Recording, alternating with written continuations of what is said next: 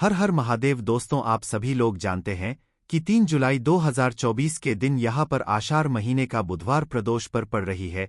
इसीलिए दोस्तों, इस दिन का महत्व बहुत ही ज्यादा बड़ा होता है और इस दिन आप लोगों को एक हरा मूंग वाला उपाय जरूर करना चाहिए, जो कि पंडित जी ने अपनी अभी की ही कथा में यहाँ पर बताया हुआ है। तो दोस्तों, इस उपाय को आपको कैसे करना है, कब करना है, कहाँ पर करना है और उपाय को करते समय आपको किन किन बातों का ध्यान रखना है, यह सारी जानकारी हम आपको इस वीडियो में देंगे। तो चलिए दोस्तों, उपाय को शुरू करते के देखिए, यह दिन इतना खास होता है, इतना महत्वपूर्ण होता है। देखा गया है कभी कभी बड़े बड़े पूजा पाठ अनुष्ठान से जो मनोकामना पूर्ण नहीं होती है, वह 3 जुलाई 2024 बुधवार प्रदोष पर के दिन एक छोटे से उपाय करने से ही आपकी मनोकामना पूर्ण हो जाती है। और बहुत सारे लोग ने इस उपाय को किया भी है और उनको इस उपाय को करने का फल भी जरूर मिला है। अगर आप लोग भी इस उपाय को 3 जुलाई 2024 आषाढ़ महीने का बुधवार प्रदोष पर के दिन करना चाहते हैं, तो आप इस उपाय को पहले अच्छे से समझ लेना, सुन लेना, उसके बाद करना। आपको इस उपाय का फल जरूर मिलेगा और इस उपाय को करने से आपके घर में चाहे किसी भी प्रकार की दुख और समस्या क्यों ना चल रही हो, आपको उसका कारण भी नहीं पता है कि भाई यह समस्या किस कारण से चल रही है। उसका कुछ भी कारण हो सकता है, जैसे पितृदोष हो सकता है या किसी भी तरह का मंगल दोष भी हो सकता है, और भी बहुत तरह के दोष होते हैं, कुछ भी हो सकता है। पर आपको इस उपाय को करने के लिए अपने दोष को पता लगाने की भी जरूरत नहीं है। 3 जुलाई 2024 आषाढ़ महीने का बुधवार प्रदोष पर के दिन इस एक हरा मूंग वाला उपाय को आप लोगों को कर लेना है दोस्त। तो अब हम समझते हैं इस वाले उपाय को हमें करना किस समय है। तो सबसे पहली बात दोस्तों, हम समझते हैं कि यह एक हरा मूंग वाला उपाय करना किसको है। तो देखिए, यहाँ पर सीधी सी बात है कि यह एक हरा मूंग वाला उपाय जो उपाय है, यह किस लिए किया जा रहा है। यह मनोकामना को पूर्ण करने के लिए किया जा रहा है, या आपके जीवन में जो दुख और परेशानियां हैं उनको दूर करने के लिए किया जा रहा है, या आपका कोई बड़ा काम है जो कि नहीं हो पा रहा है, आप उसके लिए इस उपाय को कर सकते हो। तो सीधी सी बात यह है कि आप अपनी किसी भी प्रकार की मनोकामना के लिए इस वाले उपाय को कर सकते हो। तो यह उपाय वह व्यक्ति कर सकता है जिस व्यक्ति को अपनी किसी भी प्रकार की मनोकामना भगवान शिव जी से पूर्ण करवानी हो। और अगर कोई भी माताएं बहनें जो है अपने घर की सुख और शांति के लिए, घर में धन समृद्धि को बढ़ाने के लिए वाला उपाय करना चाहती हैं, तो घर की जो बड़ी माताएं बहनें होंगी वह इस एक हरा मूंग वाला उपाय को विशेष रूप से करें, क्योंकि माताएं बहनें घर की लक्ष्मी होती हैं और जब घर की लक्ष्मी कोई विशेष उपाय करती है तो उसका फल ही बहुत जल्दी मिल जाता है और बहुत बड़ा होकर मिलता है। अन्यथा इस उपाय को कोई भी व्यक्ति कर सकता है, चाहे वह बड़ा हो, चाहे वह छोटा हो, चाहे वह बच्चा हो। जिस व्यक्ति को यह एक हरा मूंग वाला उपाय समझ आ गया, वह व्यक्ति इस एक हरा मूंग वाला उपाय को बुधवार प्रदोष पर के दिन जरूर करें, क्योंकि उसको इस उपाय को फल बहुत ही जल्दी मिल जाएगा। क्योंकि 3 जुलाई 2024 आषाढ़ महीने का बुधवार प्रदोष पर के दिन भगवान शिव जी बहुत आसानी से प्रसन्न हो जाते हैं। तो आइए अब हम समझते हैं कि इस एक हरा मूंग वाला उपाय को आपको करना कैसे है और इस उपाय को करने का जो समय है वह क्या है। तो देखिए, इस 3 जुलाई 2024 आषाढ़ महीने का बुधवार प्रदोष पर के दिन दिए जाने वाले यह एक हरा मूंग वाला उपाय जो उपाय है, यह मुख्य रूप से सुबह के समय होगा। किस समय होगा? सुबह के समय होगा। आपको कोशिश यही करनी है कि सुबह के समय हम इस एक हरा मूंग वाला उपाय को कर ले। पर किसी कारणवश अगर आप सुबह इस उपाय को ना कर पाओ, आपको कहीं काम से जाना हो या किसी और काम की वजह से आप उपाय को ना कर पाओ, तो आपके पास फिर दूसरा मौका रहेगा, जो कि शाम के समय का रहेगा, प्रदोष काल का रहेगा। अब भाई, प्रदोष काल का समय भी एक बहुत ही लोगों के मन में प्रश्न बन जाता है कि भाई यह समय होता कब है, कितने बजे से लेकर कितने बजे यह समय होता है, ताकि हमें उपाय के लिए जो है करने का समय पता लग जाए। तो हम आपको बता दें, प्रदोष काल का जो एक समय होता है, शाम का समय, वो होता है शाम के 6 बजे से लेकर शाम के 7 बजे के बीच का। इस समय के बीच में आप उपाय को करेंगे तो आपको उस उपाय का जरूर फल मिलेगा। तो शाम के 6 बजे से लेकर शाम के 7 बजे के बीच में आप लोग इस एक हरा मूंग वाला उपाय को कर सकते हो। तो भैया, बहुत सारे लोग यहाँ पर यह प्रश्न भी जरूर करेंगे कि भाई हम तो नौकरी पर जाते हैं, हम अपनी ड्यूटी पर जाते हैं और आने में हमें देर हो जाती है, तो उस जगह पर हमें क्या करना चाहिए। तो देखिए, उन लोगों को भी टेंशन लेने की जरूरत नहीं है। अगर आप लोग इस उपाय को शाम के समय प्रदोष काल में कर रहे हैं और अगर आप आने में देरी भी हो जाती है, आपको आने में 7 बजे तक आप नहीं पहुंच पाते हो तो भाई आप 7 या रात 8 बजे तक भी अगर उपाय को करोगे तो भी चल जाएगा, और अगर इससे भी थोड़ा देर हो जाती तो भी आप उपाय को कर सकते हो, क्योंकि 3 जुलाई 2024 बुधवार प्रदोष पर का दिन है। यह दिन बहुत ही कम आता है पूरे साल भर में, इसलिए जब आपको मौका मिल जाए जब आप इस उपाय को जरूर कर लेना। कोई भी उपाय हो आप कभी भी कर सकते हो। आषाढ़ महीने का बुधवार प्रदोष पर के दिन बस कोशिश करना कि समय के थोड़ा मतलब अंतर्गत ही कर लो, पर किसी कारणवश अगर ना कर पाओ तो फिर आप थोड़ा देरी से भी कर सकते हो, आपको उपाय का फल जरूर मिलेगा। तो देखिए, आड़ का जो महीना होता है यह बहुत ही ज्यादा उत्तम होता है, क्योंकि आड़ के महीने में महादेव का विशेषक पूजन किया जाता है, और साथ ही साथ धन से जुड़ी समस्याओं को अगर आपको अपने जीवन से दूर करना है, निर्धनता को दूर करना है, गरीबी को दूर करना है, तो ऐसा समझ लीजिए कि आषाढ़ महीने में पड़ने वाले प्रदोष व्रत को आपको जाने नहीं देना है, और यह छोटा सा उपाय आपको शाम के समय में जरूर करना है। तो चलिए जानते हैं पूज्य गुरु जी द्वारा बताए गए उस बहुत ही खास उपाय के बारे में। लेकिन उससे पहले एक प्रार्थना, अगर आप चैनल पर नए हैं तो कृपया चैनल को सब्सक्राइब अवश्य कर लें। तो देखिए दोस्तों, बात कर लेते हैं एक हरा मूंग वाला उपाय। आप अपने जीवन की सारी समस्याओं को दूर कर देंगे और महादेव आपकी सारी मनोकामना को पूरा कर देंगे। तो देखिए, सबसे पहले आपको एक हरा मूंग लेना है, ठीक है ना। एक हरा मूंग लेंगे, साथ ही साथ एक बेलपत्र लेना है, एक लोटे के अंदर जल लेना है, उसमें एक बेलपत्र डालना है, थोड़ा सा हरा मूंग डालना है, एक दाना भी आप हरी मूंग दाल का डाल सकते हैं, साबुत मूंग दाल का दाना लेना है। यह चीज ध्यान रहे, एक समी पत्र डालेंगे, थोड़ा सा गुड़ उसके अंदर डालेंगे। अब यह पूरा लोटा लेकर आपको शाम के समय जाना है देवा आदि देव महादेव देव के मंदिर में, और महादेव की शिवलिंग पर यह पूरा लोटा जल आपको चढ़ाना है। बेलपत्र जिसके अंदर आपने डाले हैं, हरा मूंग डाला है, एक समी पत्र डाला है और थोड़ा सा गुड़ डाला है। जब आप यह उपाय करेंगे तब आपको थोड़ी देर वहीं पर बैठकर महादेव का ध्यान करना है, और महादेव से अपनी मनोकामना, अपनी जो भी इच्छा है, अपनी विश आपको कह देनी है। तो जो व्यक्ति इस उपाय को बुध प्रदोष व्रत के दिन कर लेता है तो ऐसा समझ लीजिए वह अपने जीवन से सारे दुखों को, सारे कष्ट को दूर कर देता है, और मां लक्ष्मी की कृपा उसके घर में हमेशा बरसती है। कभी भी वह अपने जीवन में धन को लेकर परेशान नहीं होता है। तो यह पहला उपाय है। अब जल्दी से बात कर लेते हैं दूसरे उपाय की, जो कि प्रदोष व्रत वाले दिन आपको विशेषकर करना है। अच्छा, यह उपाय करने से ऐसा समझ लीजिए कि अगर आपके घर में कहीं पर भी कोई नेगेटिव एनर्जी है, नकारात्मक ऊर्जा है, वह आपके घर से दूर हो जाएगी और कभी लौटकर आपके घर में यह चीजें आएंगी नहीं। दूसरी चीज, अगर आपके भाग्य का आपको साथ नहीं मिलता है, आपको ऐसा लगता है कि मेरा भाग्य ही मेरा साथ नहीं दे रहा है, मैं अपने जीवन में हमेशा पीछे हूं है ना, तो आप अगर अपने जीवन में हमेशा पीछे रहते हैं, आपके पास पैसा नहीं रहता है, पैसा कमा नहीं पा रहे हैं, कोशिश बहुत करते हैं लेकिन फिर भी जीवन में आगे नहीं बढ़ रहे हैं, तो यह दूसरा उपाय बुध प्रदोष व्रत के दिन आप जरूर करें। करना क्या है, देखिए यहाँ पर आपको गंगाजल लेना है। गंगाजल किससे जुड़ा हुआ है? महादेव से। महादेव की जटाओं से ही गंगाजल निकला है ना। तो आपको गंगाजल लेना है, और जिस जल से आप स्नान करते हैं उस जल के अंदर आपको थोड़ा सा गंगाजल डालकर हर हर गंगे बोलकर स्नान करना है, ठीक है ना। पहले इतना कर लेंगे, उसके बाद थोड़ा सा गंगाजल आपको लेना है, और इस गंगाजल का छिड़काव आपको अपने पूरे घर में करना है। सबसे पहले तो आप अपने घर के मंदिर में गंगाजल का छिड़काव करेंगे, क्योंकि वहीं से आपके पूरे घर में सकारात्मक ऊर्जा फैलती है ना। घर के मंदिर में कर देंगे, फिर एक एक करके जितने भी कमरे आपके घर में हैं, जितने भी रूम्स है, सभी जगह पर गंगाजल का छिड़काव आपको करना है। बालकनी में भी करना है, घर के बरामदे में भी करना है, बस शौचालय वॉशरूम के अंदर आपको नहीं जाना।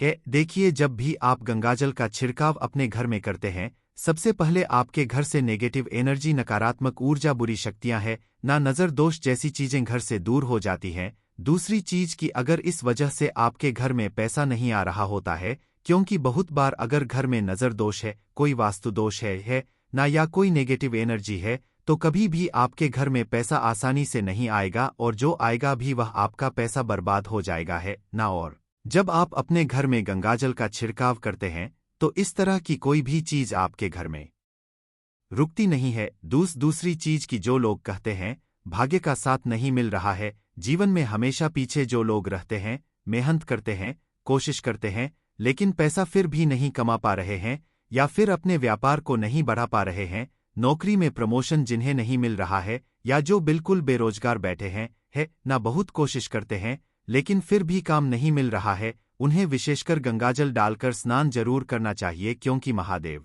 ऐसे हैं न कि अपने भक्त की जरा सी पूजा से प्रसन्न हो जाते हैं और हर हर गंगे बोलकर गंगा जल डालकर स्नान आप करेंगे तो आप खुद अपने जीवन में रातों रात चमत्कार देखेंगे। महादेव की कृपा से आपके जीवन में सुख और समृद्धि बढ़ती चली जाएगी। कभी भी लौटकर आपके जीवन में दुख दरिद्रता है ना, ऐसी चीजें कभी आपके घर में नहीं आएंगी। तो बहुत ही उत्तम उपाय है। प्रदोष व्रत वाले दिन इस उपाय को भी आपको जरूर करना चाहिए। तो चलिए अब बात कर लेते हैं अपने तीसरे उपाय की। और तीसरा उपाय जो आपको बताने जा रहे हैं, इस उपाय को करने से स्थिर लक्ष्मी का आपके घर में वास होता है। धन की देवी माता लक्ष्मी हमेशा आपके घर में वास करती हैं, क्योंकि देखिए बहुत बार क्या होता है कि लोगों के पास पैसा आता है, लेकिन वह पैसा ज्यादा दिनों के लिए नहीं आता है, ज्यादा टाइम के लिए नहीं आता है, थोड़े टाइम के लिए आया और फिर वह घर से चला जाता है ना। तो अगर आप चाहते हैं कि आपके घर में पैसा आए और आपके घर में रुके हैं ना, आपके घर से वह जाए ना, तो आपको यह तीसरा वाला उपाय करना है। बुध प्रदोष व्रत वाले दिन शाम के समय में तो देखिए यहाँ पर आपको देसी घी के 2 दीपक लेने हैं। एक दीपक तो आपको अपने घर के मंदिर में जलाना है, जिसके अंदर आपको 2 फूल वाली लौंग डालनी है। महादेव की मूर्ति प्रतिमा के सामने एक दीपक जलाएंगे शुद्ध देसी घी का 2 फूल वाली लौंग डालकर। और एक दीपक आपको कहाँ जलाना है? अपने घर के मुख्य दरवाजे पर। जी हां, बाहर की तरफ माता पार्वती और महादेव का ध्यान करके एक दीपक आपको अपने घर के मुख्य दरवाजे पर बाहर की तरफ जलाना है और माता पार्वती और महादेव से कहना है कि यह दीपक मैंने आपके लिए लगाया है और आपकी कृपा होगी तो मेरे घर में भी सुख और समृद्धि बढ़ेगी, धन बढ़ेगा, रुपया बढ़ेगा, पैसा बढ़ेगा है ना। तो इस तरह से प्रार्थना कर लेना। और 2 दीपक आप प्रदोष व्रत वाले दिन शाम के समय में एक तो अपने घर के मंदिर में जलाएंगे है ना, महादेव की मूर्ति है प्रतिमा के सामने, और एक दीपक जो जलाएंगे वह मुख्य दरवाजे पर जलाएंगे। एक चीज ध्यान रखनी है कि जो घर के मंदिर में दीपक जला रहे हैं उसके अंदर 2 फूल वाली लौंग डालकर ही दीपक आपको जलाना है। अच्छा, लौंग जो है यह शिव और शक्ति का ही स्वरूप है। जब भी आप लौंग का दीपक जलाते हैं तो इससे बहुत जल्दी महादेव प्रसन्न होते हैं, माता पार्वती प्रसन्न होती हैं। और महादेव को प्रसन्न कर लिया तो ऐसा समझ लीजिए कि सबसे पहले तो कोई दुख, कोई संकट, कोई विपत्ति ना आपको छुएगी, ना आपके घर के किसी सदस्य को छुएगी और ना ही आपके पैसे को है ना, क्योंकि पैसे पर भी संकट आ जाता है। कभी कभी लोगों के धन पर भी संकट आ जाता है। अच्छा खासा पैसा जो घर में आ रहा होता है उसे भी नजर लग जाती है ना। तो महादेव कभी भी आपके जीवन में संकटों को नहीं आने देंगे। दूसरी चीज कि महादेव ही एक ऐसे देव हैं जो सबसे जल्दी प्रसन्न होते हैं और भक्त की थोड़ी सी पूजा से भी प्रसन्न हो जाते हैं। तो जब आप इस उपाय को करते हैं, 2 लौंग डालकर एक दीपक घर के मंदिर में जलाते हैं, तो महादेव अति शीघ्र, कहने का मतलब है बहुत जल्दी, अपने उस भक्त से प्रसन्न होते हैं। तो महादेव को जिसने प्रसन्न कर लिया, ऐसा समझ लीजिए उसने अपने जीवन में सुख समृद्धि सब कुछ प्राप्त कर लिया कि फिर उसके जीवन में दुखों के लिए, कष्टों के लिए, परेशानियों के लिए कोई जगह बचती ही नहीं है।